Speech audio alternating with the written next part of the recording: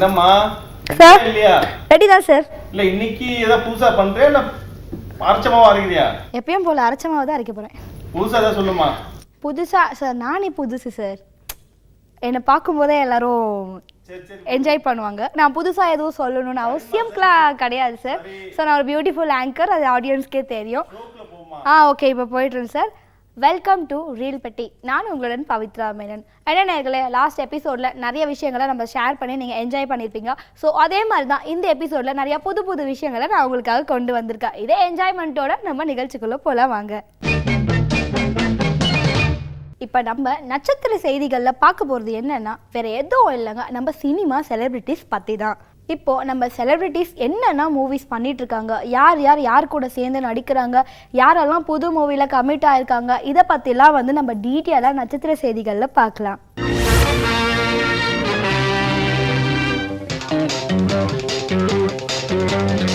தமிழ் இண்டஸ்ட்ரியில் முன்னணி நகைச்சுவை நடிகராக வலம் வரவர் தான் யோகி பாபு. இவர் அஜித், விஜய், ரஜினி அப்படின்னு இப்போது நிறைய பெரிய ஆர்டிஸ்ட் கூடலாம் சேர்ந்து நடிச்சிட்டு வராருங்க. இவர் லாஸ்ட் இயரில் மட்டும் 25 மூவிஸ் நடித்து முடிச்சிருக்காரு. இப்போ கரண்ட் இயரில் 16 மூவிஸ் கைவசம் வச்சுருந்தாலும் அது மட்டும் இல்லாமல் பன்னிக்குட்டி, மண்டேலா அப்படிங்கிற படத்தில் தமிழ் சினிமாவில் நம்ம எத்தனை படம் பார்த்தாலும் கிராமத்து கதை அப்படின்னாலே நம்ம மனசெல்லாம் அவ்வளோ சந்தோஷமாக இருக்கும். ஏன்னா அந்த படம்லாம் பார்க்கும்போது நமக்கு அப்படிப்பட்ட அமைதி கிடைக்கும். அந்த வகையில் பார்த்தீங்கன்னா கிராமத்து கதையை நம்ம கண் முன்னாடி அந்த மண் வாசனை மாறாமல் அதை திரைப்படமாக கொண்டு வந்து ட்ரெண்டிங்கில் இருந்தவர் நம்மளோட இயக்குனர் இமயம் பாரதி ராஜா. 16 வயதினிலே நிழல்கள், மண் வாசனை, இது போன்ற கிராமத்து கதைகளை அழகாக வடிவமைச்சு நமக்கு கொடுத்த பாரதி ராஜா இது வரைக்கும் 6 நேஷனல் அவார்ட்ஸ் வாங்கியிருக்காரு. நிறைய மூவிஸில் சின்ன சின்ன கேரக்டரில் நடிச்சுட்டு வந்த பாரதி ராஜா பாண்டிய நாடு, குரங்கு பொம்மை போன்ற படத்தின் மூலமாக நடிப்பில் ஒரு தனி முத்திரையை பதிச்சிருக்காரு. நீண்ட இடைவெளிக்கு பிறகு மீண்டும் ஒரு மரியாதை என்ற படத்தை இயக்குறாரு. ஆரம்பத்தில் இந்த படத்துக்கு ஓம் அப்படின்னு பேர் வச்சுருந்தாங்க. ஆனால் இப்போது மீண்டும் ஒரு மரியாதை அப்படின்னு பேரை மாற்றி வச்சுருக்காங்க. இந்த படத்தில் பாரதி ராஜாவுடன் ராசி நட்சத்திரா, மௌனிகா பாலு மகேந்திரா, ஜோ மல்லூரி உள்ளிட்டோர் நடிச்சிட்டு இருக்காங்க. இந்த படம் கம்மிங் February 21 அன்னைக்கு ரிலீஸ் ஆகுது.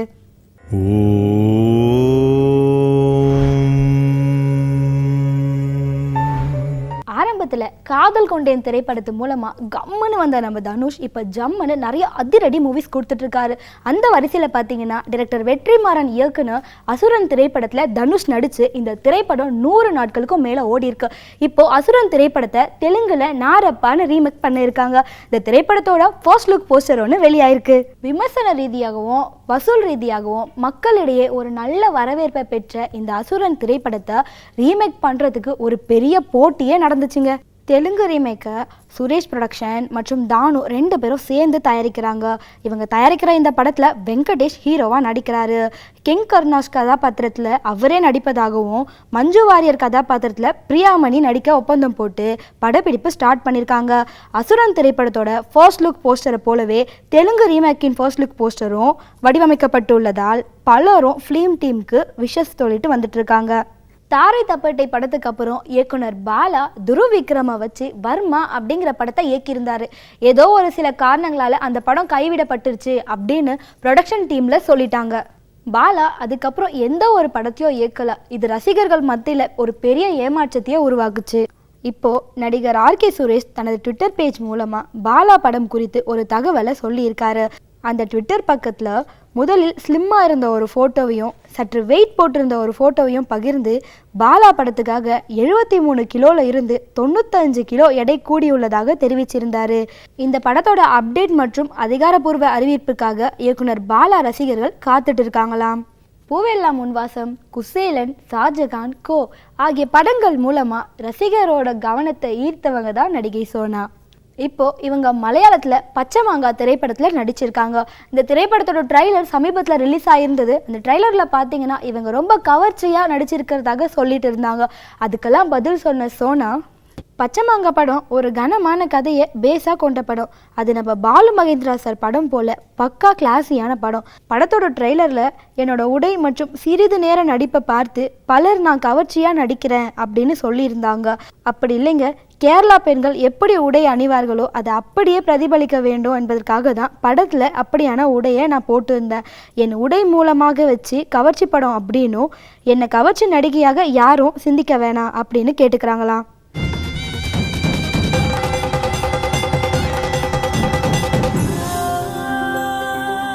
தமிழ் சினிமாவில் நம்ம நிறைய மூவிஸ் பார்த்துருப்போம். அந்த வரிசையில் வித்தியாசமான திரைக்கதையை வச்சு ரசிகர்களுக்கிடையே ஒரு நல்ல வரவேற்பை பெற்றவர் தான் துருவங்கள் 16 திரைப்படத்தோட இயக்குனர் கார்த்திக் நரேன். இவர் இப்போ மாஃபியா திரைப்படத்தை இயக்குறாரு. இந்த மூவியில் ஹீரோவா அருண் விஜயும், இவருக்கு ஜோடியா பிரியா பவானி சங்கரும், வில்லனா பிரசன்னாவும் நடிச்சிருக்காங்க. த்ரில்லர் கதையாக உருவான இந்த படத்தோட போஸ்ட் ப்ரொடக்ஷன் பணிகள் நடைபெற்று வந்த நிலையில் மாஃபியா திரைப்படம் கம்மிங் February 21 அன்னைக்கு ரிலீஸ் ஆகும் அப்படின்னு அதிகாரப்பூர்வமாக அறிவிச்சிருக்காங்க. குற்றம் 23, செக்க சிவந்த வானம், தடம் போன்ற தொடர் வெற்றியோட அருண் விஜய்க்கு இந்த படமும் மிகப்பெரிய வெற்றியை கொடுக்கும் அப்படின்னு சொல்லிக்கிறாங்க. இதுக்கு ஒரே வழிதான் இருக்கு, வெடியறதுக்குள்ள அவனை பிடிச்சாகணும். ஹலோ, இப்போ ட்ரெண்டிங்ஸில் என்ன வீடியோ போயிட்டுருக்கு? அப்படியா? யாரோ பேரா பண்ணியிருக்காங்க? அப்படியா கமெண்ட் வந்திருக்கு? சரி. ஏம்மா, உன்னை ஷோ பண்ண சொன்னா நீ என்னம்மா ஃபோன் பேசிட்டு இருக்க? உன் தொலை தாங்க முடியாம டைரக்டர் வெளில போயிட்டாரு. ஷோக்காக தான் ஃபோன்லேயே பேசிகிட்டு இருக்கேன், ஓகேவா? இப்போ பாருங்கள் எப்படிப்பட்ட நியூஸ் சொல்ல போகிறேன்ட்டு. சோஷியல் மீடியாவில் இப்போ புதுசாக நிறைய வீடியோஸ் வந்திருக்காங்க. அதுக்கு நிறைய லைக் வந்தது மட்டும் இல்லாமல் கமெண்ட்ஸும் ஹெவியாக வந்திருக்கு. இதை பற்றிலாம் நம்ம ட்ரெண்டிங்ஸில் டீட்டெயிலாக பார்த்துருவோம்.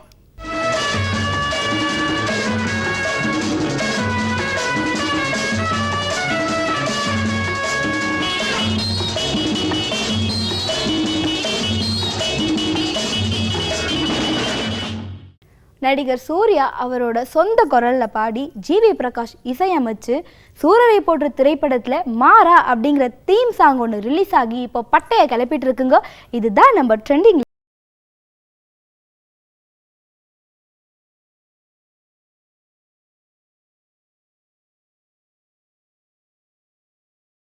சேதுபதி நடிப்புல ரெக்க திரைப்படத்தோட இயக்குனர் தான் டைரக்டர் ரத்னசிவா. இவர் இப்போ ஜீவாவை வச்சு சீருங்கிற படத்தை எடுத்திருக்காரு. இந்த திரைப்படத்தோட ட்ரைலர் சமீபத்தில் வெளியாகி செம வைரல் ஆயிட்டு இருக்குங்க. இது நம்ம ட்ரெண்டிங்ல நம்பர் 2. உதவிங்கிறது முதுகு பின்னாடி இருக்கிற மச்ச மாதிரி, அதை பார்க்க முடியாது. டைரக்டர் சமுத்திரகாணி இயக்கத்தில் நடிகர் சசிகுமார் நடிப்பில் உருவான திரைப்படம் தான் நாடோடிகள் 2. இந்த திரைப்படத்தோட ட்ரைலர் சமீபத்தில் ரிலீஸ் ஆகி செம வைரல் ஆனது மட்டும் இல்லாமல் நம்ம ட்ரெண்டிங்கில் நம்பர் 3 பிளேஸை பிடிச்சிருக்கு. எதுவுமே முடிவில்லை, முடிவின் தொடக்கமும் இல்லை, தொடக்கத்தின் முடிவும் வேணா வச்சுக்கலாம். திருப்பி அடிப்போம், வெல்வோம். இந்த வாரம் என்னெல்லாம் படம் வந்திருக்கு, அடுத்த வாரம் என்ன படம்லாம் ரிலீஸ் ஆக போகுது அப்படிங்கிறதுலாம் நம்ம வெள்ளி சினிமாவில் பார்க்கலாமா?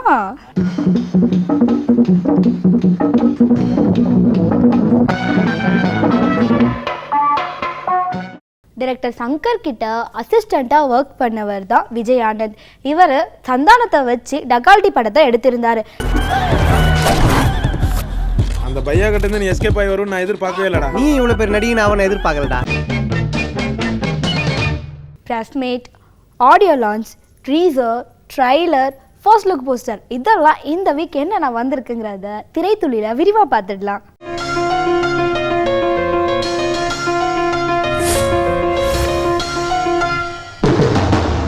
நடிகர் சந்தானம் நடிப்பில் உருவான திரைப்படம் தான் சர்வர் சுந்தரம். இந்த திரைப்படத்தோட ஆடியோ லான்ச் சமீபத்தில் சென்னையில் நடந்து முடிஞ்சுது. இந்த நிகழ்ச்சியில் பார்த்தீங்கன்னா காமெடி ஆக்டரான நாகேஷோட பேரனும் ஹீரோயின் வைபவியும் சோனியா அகர்வால் போன்றவங்களாம் கலந்துக்கிட்டாங்க. இந்த நிகழ்ச்சியில் நடந்த ஒரு சில காட்சிகளை வாங்க பார்க்கலாம்.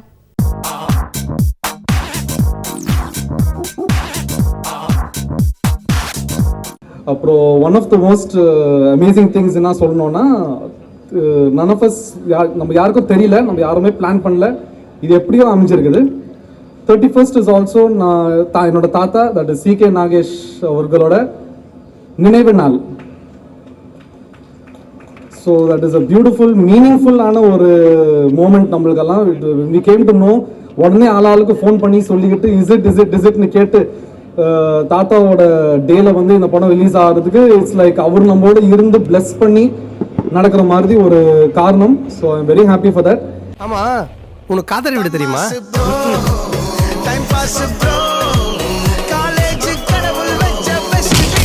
And I have seen the movie. Kandipa Pakno, because it's a fun movie, and I really felt that Santanam is a good actor. I could see only in this movie, and Nagesh, I've worked with him in Kadal Kondain, and when I saw Sarvar Sundaram, I could feel him around because of Brijesh. I think super actor. Must watch this film, and thank you so much. Congratulations, guys. Sarvar Sundaram is actually my first movie, and I will always be thankful to Anand sir for giving me this chance to come in Tamil cinema. And always, sir, let me tell you, you will be my first director. And he's the one who has actually launched me in Tamil cinema, so I'll always owe him. Thank you. Sarvar Sundaram is very close to all of our hearts. If today's date, if we can see this day today, it is only because all of us has not given up.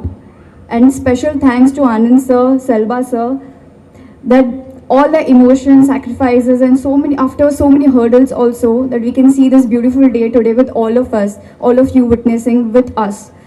It's really beautiful. நிறைய நியூஸில் எல்லாரும் வந்து சொல்லி பிரச்சனை problems அப்படின்னு சொல்லிகிட்டே இருந்தாங்க. எனக்கு வந்து இது படம் சொல்கிறதோட பெரிய பாடம். அடிக்கடி இந்த டைலாக் வந்து நிறைய சீனியர்ஸ் சொல்லியிருக்காங்க, படம் சொல்கிறதோட ஒரு பாடம்ன்ற ஒரு விஷயம்.